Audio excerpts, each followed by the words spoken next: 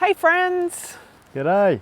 Here we are in beautiful Albania and we are just about to reach 20,000 subscribers on our YouTube channel.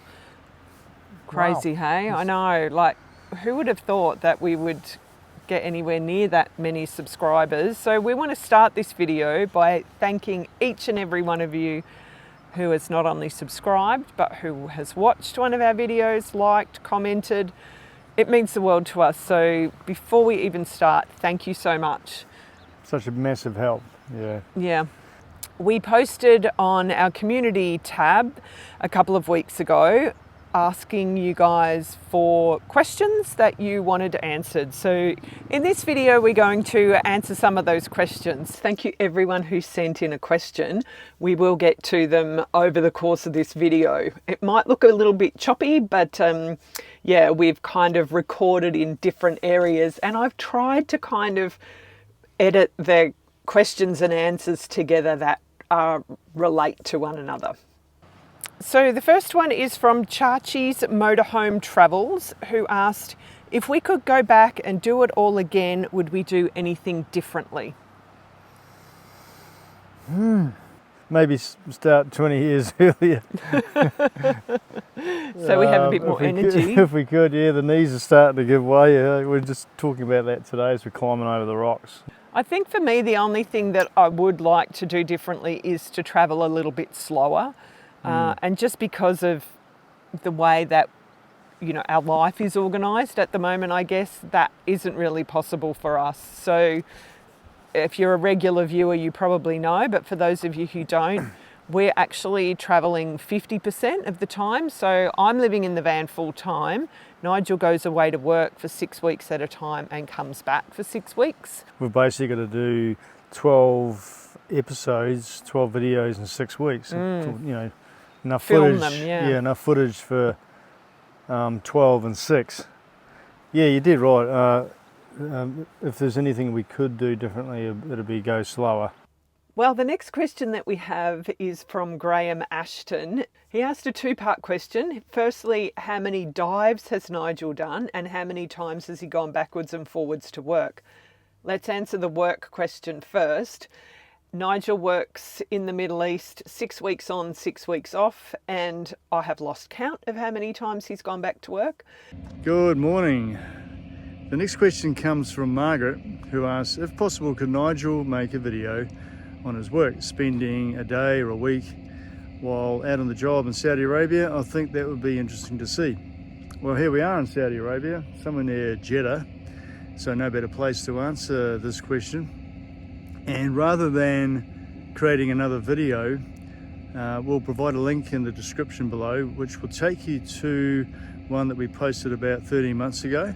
The video that you'll watch was based on a helicopter drill rig move. We had 6 drill rigs up in an escarpment near a place called Alula. Beautiful part of the country, incredible rock formations. It's just mind-blowing. What we're doing right now is I just show you this weird looking contraption here. It's what's called a survey loop. The loop weighs 500 kilograms and it's 21 meters in diameter, and our job is to fly this contraption contouring the earth 110 feet above the ground.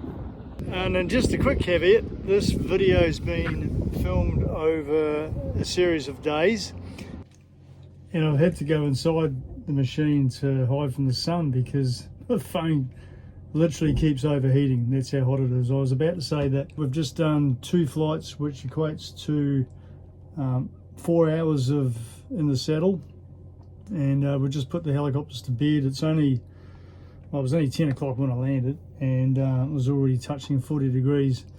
I mean, the job's tough enough as it is, challenging enough as it is without the extreme temperatures. And it's worth also mentioning that we're at least a month, closer to 2 months away from summer itself. So yeah, she gets hot in this country.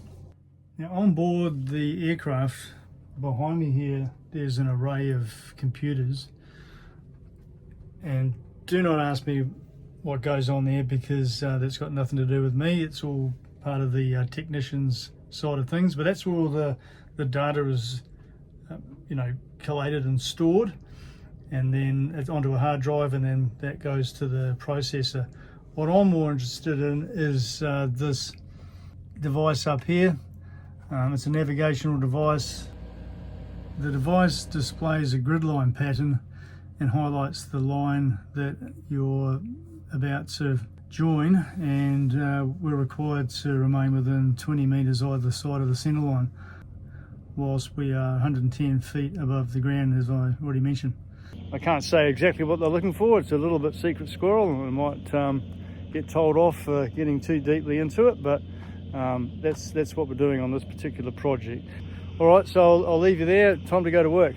Bye for now. As regards the Nigel dive, now if you're new to this channel, you might not be very familiar with the Nigel dive, but let me tell you, this is a thing.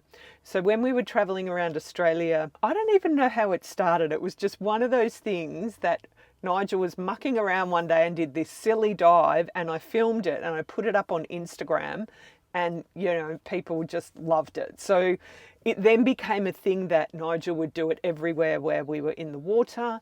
We would post it and people loved it. It even got to the point where people were filming themselves doing a Nigel dive and sending those video clips to us, which we absolutely loved. So he hasn't done one for a while. I mean, obviously it's been winter. So yeah, if you've been wondering why those dives have just kind of snuck into those couple of videos, that's the backstory on the Nigel dive. So if you're new, apologies that you're probably shaking your head going, what the hell is he doing now? So if you would like to try the Nigel dive, take a video, send it in. We will start posting some of those videos on our videos if you guys are happy for us to do that, because let's make it a European thing too. It's it's funny, it's a bit of fun, and we love that saying, you don't stop playing because you get old because you stop playing, and that's another one of our mottos that we try to live by. The next question is from Jen, and she asks how I choose where I'm going to stay and where I'm going to park up when Nigel is away. So as you've seen, Nigel goes away for 6 weeks at a time, and these days I stay with the van. I don't actually travel that much. I just tend to, hang around one area for a while. So while he's away, I'm busy working. I've got a lot of videos to edit. I've got travel guides and blog posts to write for our website as well. And Jen, when it comes to how I decide where I'm going to stay, we use the Park4Night app to find places to stay. I look for somewhere that's nice and peaceful. Usually I want electricity, particularly if it's raining, so I can keep everything charged up. Don't have to rely on the solar. Right now I'm staying at this beautiful spot on the beach in Montenegro, and I'm about to go for a beach walk. Before I go out for my beach walk, I'll just drink my daily Magic Mind shot. For 2 weeks now, this little bottle of herbs and vitamins has been helping me stay focused and motivated, which is really important while Nigel's away and I'm in work mode. See our last video about our 7-day Magic Mind challenge, or click the link in the description for a discount code. So this beach is lined with these beach clubs. They just go all the way down, and the closest town here is called Ulcine. More beach clubs this way, and in a couple of weeks' time this area will just be packed. But for the time being, it's quite quiet, peaceful. So as we walk through Gjirokasta, we'll answer this question from Nick, and the question was, if you could visit one place again for the first time, what would it be? Oh gosh, it's such a good question. Yeah. Very thought-provoking, isn't it? Yeah, we've been actually mulling this one over all day as we've been walking around. Nigel, do you want to go first? Sure, well, I guess I've got to go way back to when I was about to turn 30. Okay, before you go any further, we're going to answer this question twice. We're going to say anywhere in the world that we've been that we would love to revisit for the first time, and anywhere on our van life journeys. Yeah, so I'm starting way back. I saw places through a different lens than I do now. You do change as you get older. So that place for me right now, I'm thinking of South America. I'll go with Peru. You know, Peru holds a very fond place in my heart, but I would like to see it again through the lens I'm seeing stuff through now. For me, the one place that I've been in the world that I would love to see again for the first time is Mount Everest. And, you know, that was number one on my bucket list from, I can't even remember when. And it was such an emotional first moment when I broke down crying when I first saw the mountain. The same way I had a tear in my eye at Machu Picchu, but I think I'll probably bawl now. I bawled my eyes out. And in terms of places that we've been on this journey, maybe Venice, because it's such a magical city. You know, it was good to go back there recently and visit it with these eyes that we have now, but because I had my doubts, to be honest, but we just loved it. I'm thinking the Dolomites. yeah, good call, Nigel. Tracy, woo, You're not going to cry right now, are you? getting emotional now. Oh, God. Well, the two of us got to the top of Trey Chibi, we both started bawling. I've got dust in my eye now just thinking about it. Oh wow, that was so cool. Yeah. I mean, the mountains just kind of evoke so much grit and emotion, don't they? And just that raw beauty of the snow-capped mountains of the Dolomites. Yeah, so that's my spot. Awesome. Thanks for the question, Nick. That was a great one. Fiona Ludbrook asked us how much time goes into the production of each video. Obviously, there's the filming and production and setting up the shots and all that sort of thing. And then there's all the post-production, all the editing.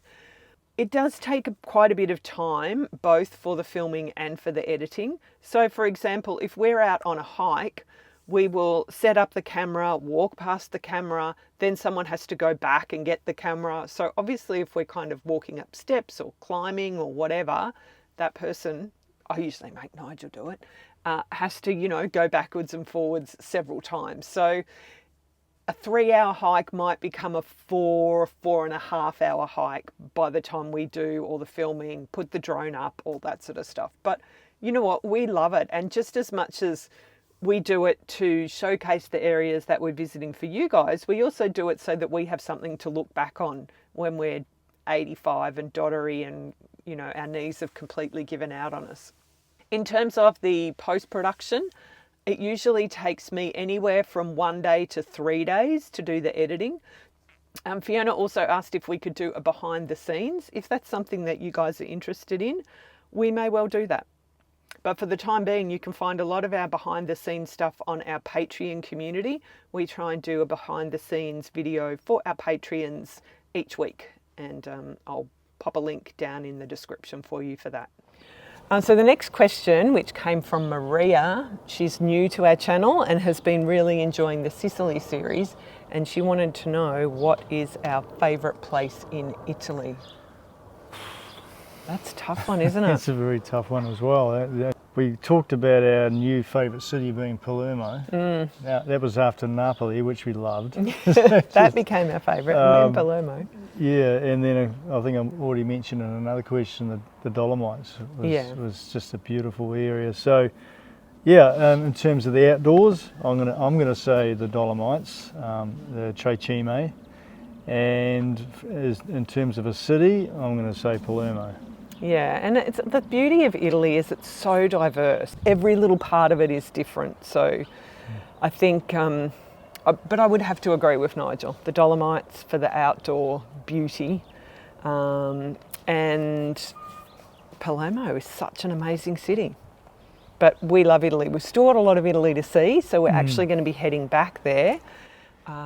Yeah, we haven't seen Cinque Terre. No, we haven't been all through the middle, like Tuscany and Puglia. So, yeah, we'll be back. There'll be more Italy content from us soon. But, you know, that whole Schengen thing again. Okay, the next question is from Kimmy Mack, and who asks, how's the Schengen count going? I think Kimmy had seen our video explaining the whole 90-180 thing. Yeah, so because we don't hold European passports, we can only spend 90 out of 180 days in the Schengen zone. So Schengen is now 29 countries in Europe. And growing. And growing, yeah, sadly. But what's interesting is here in the Balkans, they have the same rule, but it's each country. So we can spend 90 days in Albania in 180, 90 days in Montenegro, 90 days in Bosnia. So for each individual country, which makes it a lot easier to travel slowly. I mean, and this is a fantastic place to come and spend some of your non-Schengen time. The Balkans are great. There's plenty to see and do. It's affordable. The culture's great. The food's incredible. People are awesome. So today is the 4th of April. We don't really have any plans to go back into Schengen until probably around August, September time. So we'll be well and truly, we'll be starting a whole nother 180 days then. So we'll have a full 90 days up our sleeve. And I guess that brings us on to the next question, which is from EBH246. Sorry, I don't know your name. EB here, who would like to know more about our future plans, that's one, and to see more of the van. We'll come back to the bit about the van, but in terms of our future plans, I mean, how much do we want to kind of reveal there, Nigel? Yeah, it's early days. Like we're only basically not even a year into we're predicting 3.5 years just in Europe. So it's hard even for us to look that far into the future as to how things are going to pan out. Yeah, so I guess stick around for the ride. We're no closer to knowing than you guys. So that's the beauty of life, right? It's really important to stay present. And that's sort of riffing off the 2 questions ago. It's so important to stay present in the now, and then the future will take care of itself. So we just sort of roll with the punches, and that's it's one of the beauties. It's the certainty versus the uncertainty. We human beings, we like certainty, and then we also like the uncertainty. Oh, where are we going next? Shit, I don't know. Where are we going, Sue? So, yeah. A big part of the reason that we've come to Europe is, of course, Nigel working in the Middle East. It's a lot easier for him to fly in and out from Europe than it was from Australia. So the flight's a lot shorter. Our plan is to be here until and probably after Nigel retires, which hopefully is sooner rather than later. We're just kind of working towards that at the moment. That's our big goal for the next, until it happens. We'll let you know. Obviously, once he can retire, then we'll be travelling full time. We've got a lot of Europe that we still want to see, and beyond that, there's a lot of the world that we really want to see before our dodgy knees don't let us do it anymore. Ellis Judson has asked us who makes the plans, who does the research, and who makes the executive decisions. Obviously, I have a lot more time. Pretty much what happens is I do a lot of the research. I work out kind of a rough itinerary, and then I send that to Nigel, and he kind of reviews it and does a little bit of research of his own. And, that way we kind of come up with things that each other might have missed. So we definitely both do a bit of the research and the planning. So I think we work really well as a team. As far as the executive decisions go, we like to think that that is a team effort as well. Lady Wren to you asks, would we consider any other regions to explore with van life? Well, let's give you a little bit of an insight or a hint. What we have right now in terms of our home on wheels, it's probably not going to get us to some of these other regions. It's a little bit of a giveaway. We don't know how that's going to look, but we're trying to just stay present with what we have right now. We've got a lot to do in Europe, and these other regions that'll transpire when the time comes. Yeah, yeah. We'll figure it out. Yeah, there is a lot more of the world that we want to see. My big thing is South America. We both want to explore Africa. We want to go to Central Asia. So there's a lot of the world that we still want to landscape see. But yeah, this van is probably not the right vehicle to do that in. So yes, we would still do van life in terms of living in a vehicle and travelling overland. I guess it's going to be a bit more overland than and I think I need to be retired for that to happen too. Yeah, absolutely. Yeah, absolutely. Yeah. Yeah. We see ourselves in some form of expedition truck. And again, how that's going to look, we don't really know, but we've just got a few ideas and watch this space. Please stick along for the journey. Next question is from Beautiful Nature Education, who asks if we plan to have a home base in Europe. Intriguing. Nigel? Well, yeah, look, I'll start by saying it's probably too early days because, you know, we obviously are entertaining ideas along those lines. Kind of started with Italy, and now that we're here in Albania, it's got us thinking. It's too early to tell. Would you agree? Yeah, that's it. I mean, we just keep seeing so many beautiful places and falling in love with everywhere we visit. So, you know, and then obviously we have to consider visa regulations and everything and how we would actually go about getting residency. It's actually quite complicated, isn't it? Yeah. It's not a one-step process, and I guess what we can say to that is watch this space. Yeah, yep. Hang around. Yeah. Yeah, at this point we don't have any plans to come back to Australia, so we do plan to spend at least a few more years in Europe. As for the home base, well, we'll just have to wait and see. Yeah, we're waiting to see. We'll have to wait and see for ourselves, right? Exactly. And please stick around for the journey. Yeah. Lynn asked about comparing this van that we have in Europe and our van in Australia.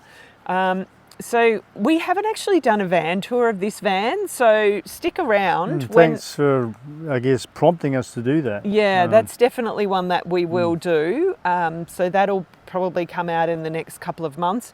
But we also thought we would do a comparison video, compare this video to the one in Australia. And I think part of the reason that we hadn't done a van tour on this yet is because, you know, we wanted to kind of get out there and really test it out and see how it went. I mean, we're testing it right now. We're making little tweaks and adjustments, and yeah, we want to get this van video out, van tour. Van tour. Van tour, which is a result of a mini build or an upgrade. Yeah, we did videos on the upgrades. And hopefully it gives you guys some ideas how you can turn a pretty much what is a factory built RV into something that's a bit more off grid. The question from the PRDSJ family, Rena, how do we shower? Do we shower in the van or at other facilities? We'll explain our awesome shower that we have in this van, in the van tour, but we do have a shower in the van, so we shower there. But here in Europe, it's not as common to be wild camping like we are here, or free camping. We are actually staying in a lot more campsites, and the campsites here are not like Australia, like a campground or a caravan park. They're quite a bit different. Particularly in Albania, it's usually just some enterprising person that's thrown a few PowerPoints and built a toilet and shower out in their backyard and has room for like 5 camper vans or something. So yes, if there is a shower facility, we'll use that, but we do have the shower in the van. Obviously, the limiting factor is water. We can only carry so much water with us. Yeah. Carolyn Ritchie asked if I still make time or find places to do my yoga workouts, because she hasn't seen them popping up in the videos lately. Both with yoga and with working out, Okay, I'm going to put my hand up and say I will admit I have been very slack over the winter. I could make an excuse about it being cold, but really that's all it is an excuse. And as the weather is getting warmer, I want to spend more time outside, and I'm feeling a lot more motivated to work out and do yoga. So if you are interested in what I get up to when Nigel's not here, I'm producing a full video on what I'm doing over this 6 weeks, and that will be up on the channel in another couple of weeks' time. We had a comment from Keith Fleming who said he would love to do this, but the value of the Australian dollar is too low for it to be achievable. And I'm going to combine that comment with a question from Jen Lardelli, who asked if we have a weekly spend budget that we manage to live on.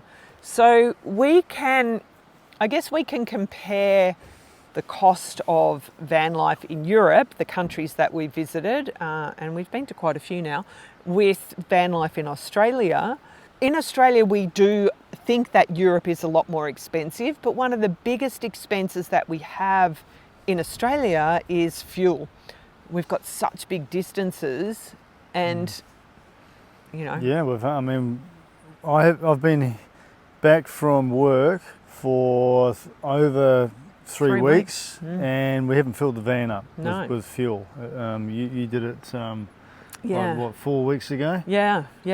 This is a really economical traveller anyway, the Citroen, but gosh, we spend a lot of money on fuel in Australia. I'd also like to add that groceries are really expensive in Australia too when compared. Even in Italy, our shops were way less expensive than they are in Australia. So it sort of balances itself out. Yes, we eat out a lot, but then that's why we're here, right? Which we want to experience the culture, which includes the wine, the food, the city life and all that sort of thing, the vibe. So I don't know. It's pound for pound. It's pretty much the same. Isn't it? I think we spend a similar amount that we did doing this lifestyle in Australia. And just to go back to the fuel, we're using less fuel because we're driving less distances. But fuel is about the same price here. So depending on where you get it. So when I filled up last, that was in Montenegro, I paid €1.39, which is probably about $2.20 or something in Australian dollars. So it's about the same. Like when we left Australia, we were $1.70 for diesel, was it? Something like that? It was over $2. Over $2. Well, we're paying up to $3 in some places. Yeah, in the outback, $3. I don't know what you guys are paying for diesel in Australia now, but when we left, we were, the last 6 months we were there, it was cheap diesel would be around $2.05 and expensive would be more like $2.30. It was a long time since we'd spent, it was under $2. So and groceries definitely, and particularly here in Albania, it's so affordable here. You can go out for a meal and with drinks for the two of us. I think the most expensive meal out that we've had here, which was the dinner with Lily, was €32 that night. Included wine. Yeah, wine and food. 3 or 4 dishes and entertainment. And that's about $50. So that's the most expensive. Normally it's about €20. And you guys will agree that whether it be America or Australia, New Zealand, South Africa, for us to go out, a couple to go out in Australia, you'd throw $100 without even blinking an eye, wouldn't you? To go out and have a meal and a meal with wine for 2 people for $50 in Australia. That's a super cheap for meal. one course. Yeah, Right. that's a cheap meal, isn't it? But this $100. was, that was the most expensive. So that should give you a good idea. I think if you come to Europe and you're staying in hotels, in cities, or if you go to the UK is very expensive. But continental Europe is not. Maybe there's a stigma attached to it, and I think if you're smart about it, then it's more than affordable. Particularly living this way. And we will do a video on that too, like how much it's costing us. We try to keep a spreadsheet of what we're spending. So we'll do one for Albania because we've kept a pretty good record here. We'll break it down a bit. Yeah. But in saying that, on the flip side, we're not great believers in budgets because you can end up suffering. Yeah. You want to be able to enjoy your time, and if you're thinking about every penny, then it sort of takes away from the enjoyment, doesn't it? Yeah. So yes, we're conscious spending, and we're not stupid about it. We're not buying champagne every night, nor are we eating bread and 2-minute noodles. And 2-minute noodles. So yeah, I think we're just sort of basically living how we would live in Australia to a degree, except we're eating out a lot more. Traveling. Yeah, exactly. But again, it's because it's part of the culture. Yeah. But good questions. Great question. Thank you. So in terms of a weekly budget, to answer, was it Jen that asked that one? We have a rough figure that we kind of work off, which is what we had in Australia. So in Australia, it worked out that we were spending about $1,000 Australian a week. Did it include insurances and registration and any unforeseens? Yeah. Okay. That was kind of when we did what everything cost us. Cool. Roughly. Oh, that's important to point out. Yeah. But we'll kind of keep you updated when we work all that out. So we're kind of similar to that here. Yeah. There you go. The next question, this was one that was for me, and I love this question. It's from 41 Degrees South, who asked, Sue, do you ever get irritated or annoyed with Nigel in the van? Fiddly sticks. And my answer to that is probably about as much as Nigel gets annoyed or irritated with me. So you can take that as you like. Like any couple, and particularly in a confined space. Yeah. I mean, my bowel movements, if you get my drift, Nigel. Come on, I'm going to answer it honestly. There's might be a little bit of wind activity that... Yeah, there's a rule. Open the window before you... Go outside. It's raining. No, I can't. But any confined space, you're going to have irritations, and it comes down to tolerance, and Yeah. we get there in the end. Exactly. And the last question that we'll answer today is one that pops up a lot. It's about our drone. So what sort of drone we have and what sort of permits. And the person actually asked about permits for Europe. So Europe obviously is a whole lot of different countries, even within the EU. And so each country has its own rules and regulations. Our drone weighs under 250 grams. So for most of countries, you don't need a specific permit for a drone of that size. Obviously, there's places that you can and can't fly, and you have to abide by regular drone regulations, rules, which are pretty much the same everywhere. Don't fly it over people or crowded areas and that sort of thing. And 20 metres is the, I guess if you want to pick a figure, no closer than 20 metres from people. It's also worth noting that where we are right here, we're within an area of authorisation only because the Tirana airport's quite close, so we literally cannot fly our drone here either without a special authorisation. So it pops up automatically. And as we enter each country, we just Google and try and find an official website, not just what some person says on Reddit or something. We look for the specific government website of what the actual regulations are. So you might have noticed we're wearing the same t-shirt. How embarrassing. No, but they're different colours. This is, of course, one of our favourite sayings, adventure has no age limit. And we thought we'd put it on a t-shirt. What the hell, yeah. If you'd like one of these superb t-shirts with this amazing slogan on it, which is kind of our byline. We'll provide a link in the description below. Or click the QR code on your screen now.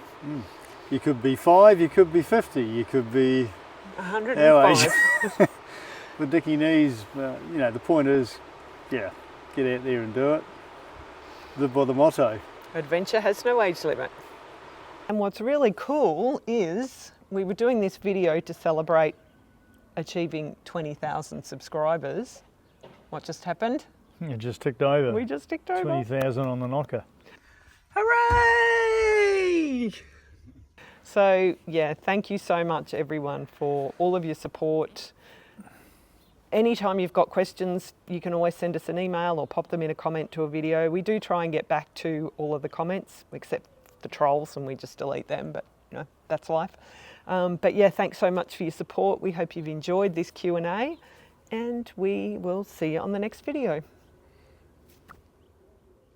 Bye now.